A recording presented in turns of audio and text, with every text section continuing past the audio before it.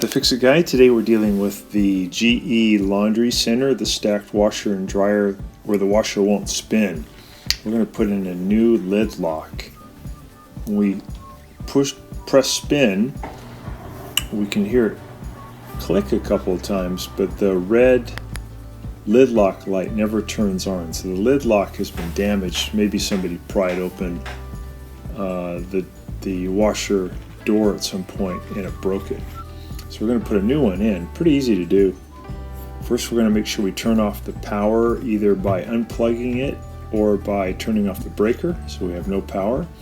We're going to use a paint scraper or standard head screwdriver to push in on the two clips, the one on the right, one on the left. They're about 3 inches in from the sides. And that'll help let go of the front panel. We also want to remove this panel that's above the washer, between the washer and the dryer. 2 Phillips head screws spin out, and you want to lift the panel up slightly and then pull it towards you. And then we just got to pry up. We're going to go underneath the clip and then pry up, and then we can pull the panel toward us. And then it has a couple clips at the bottom. It just lifts off of those clips. And then there's a couple of 1/4 inch screws we have to remove here and here. And once those are off, we'll be able to lift the top panel. So it comes right up. And then there's a couple of attachments underneath. One is this lid switch, which we need to remove. We have to push in on a tab. It's underneath, but it's on the part closest to the back of the washing machine. We're going to push in on that tab and then push that switch up. I'm using a standard head screwdriver to give me a little more leverage. Sometimes you can use your finger. You push in toward you and then lift up, and that'll come up.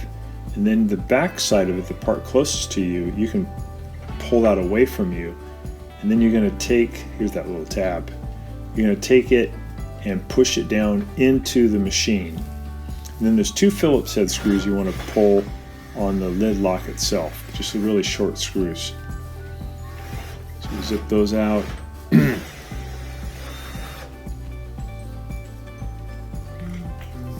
And here's our new lid switch. Lift up. Here's the old one. And we just have a modular connector we just have to separate. Pretty easy to do. I'm going to take off the top panel now, so I can get better access to the lid lock. Here's a new one, and here's a part number.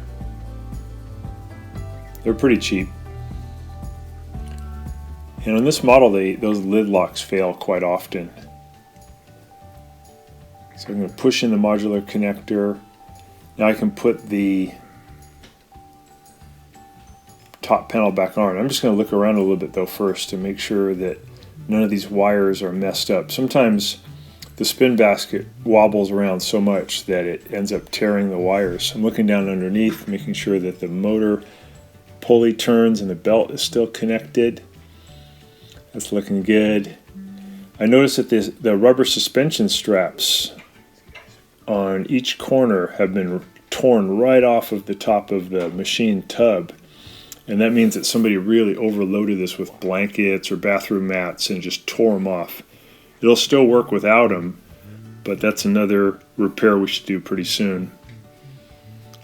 You have to just get a new plastic ring here at the top of the tub that these connect to. So I'm going to put the top panel back in, just slide it in, and then I'll push the lid switch back up inside to that little hole. I'm going to open the lid, and then I'm going to push the back of it toward me and then push down on the top. It'll click into place. So it's really easy to put it back in. And then the lid lock, I'll push it up into position, and then I'll put in those 2 Phillips head screws. I think this one, somebody just pried open the door and it broke off the little tab that holds the lid down. This machine has seen better days. I think people are just really overloading it with heavy objects like blankets, and it's just shortening the lifespan quite a bit. So these machines are really well suited for towels and sheets and clothing, but not blankets and not bathroom mats. All right, so we got it all into position. We just have to add, we'll plug it back in to test it, and we can put it back together. So give it power.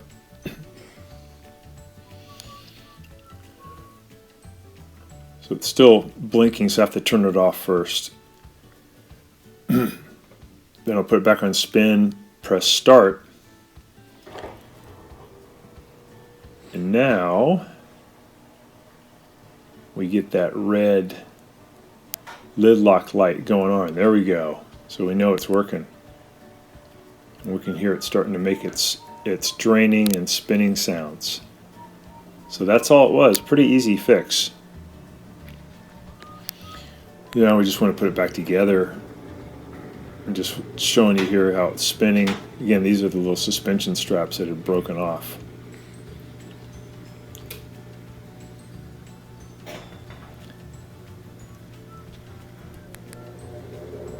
And I'll get those two screws in to hold in the top panel.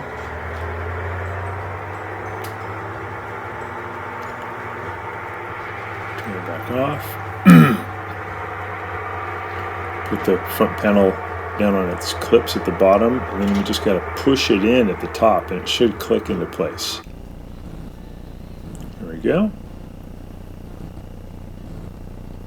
And we have to put in the panel in between the washer and dryer. Test it one more time.